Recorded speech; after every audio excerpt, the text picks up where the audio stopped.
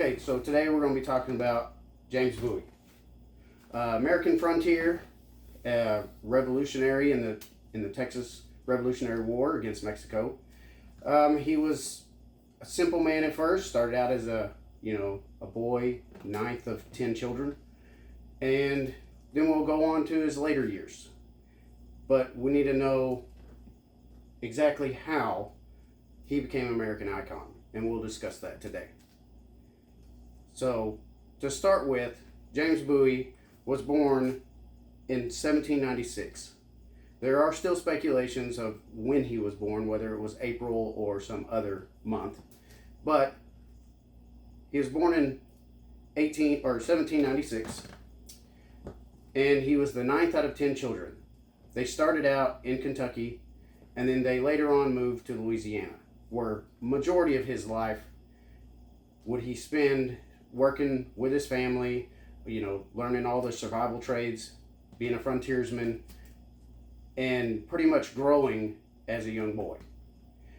After he left his family, he decided to move to Mississippi and then back to Louisiana, still all before he joined into the Texas Revolution. So there's a lot of speculation too as well about the famous Bowie knife that he carried around with him. So his brother was out hunting one day, cut his hand, realized that, hey, you know what, I need a better knife. So he designed one. And then James Bowie decided to carry this said knife. And it became a staple of American icon of the West, of the frontier, of everything. So when you think about the Bowie knife, there's a lot more that goes into it than just the name, the Bowie knife. There's what it was meant for, what it was used for, how it became so famous.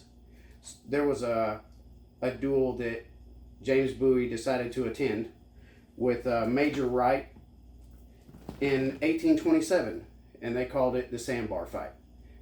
Now, it was meant to just be a duel to where at the beginning everybody, or James and Wright, they decided, okay, we're done. We're finished. We don't need to fight anymore. Everybody else that was around decided to, make it a mass brawl.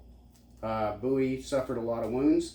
He got shot a few times, stabbed a few times, but ultimately he defended himself because he was able to use the Bowie knife in a way that nobody had ever seen before.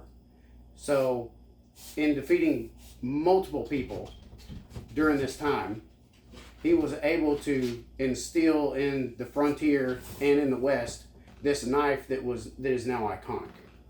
And he carried it with him every day after that. Now, his family, later on, they say, he wasn't the one that designed the knife. He wasn't the one that created the knife. He just watched the blacksmith make it. But regardless of how it goes, James Bowie and the Bowie knife, it just goes hand in hand. It is an American icon. So, James Bowie eventually moved to Texas in 1830 and joined in with the Texas Revolution later. But when he moved to Texas, 1830, he decided to marry a woman named Ursula, and she was the daughter of a very prominent politician in Texas, a Mexican politician. And, they had a few kids, but later on, 1833, she died of cholera, which was a very big downfall for Bowie. He went around Texas and participated in a lot of raids against the Indians, where he made a name for himself with all of the frontiersmen that were around. Not necessarily the regular army, but just the normal everyday frontiersmen that wanted to protect what was theirs. So whenever they called to arms to the Alamo in 1836, James Bowie joined in the fight. And he decided that it was his time to help out in the Texas Revolution. Though he was not the one that was originally in command at the Alamo, it was Colonel Travis. He did decide to let the men vote to who would lead those in the Alamo. Bowie ultimately won over the position as the commander, in the Alamo, and he wasn't over all the regulars. That was still Travis, but as far as the command of the whole Alamo, it was Bowie. Unfortunately for him, the day the siege started from the Mexican army, he fell ill, and he was not able to participate in the Battle of the Alamo.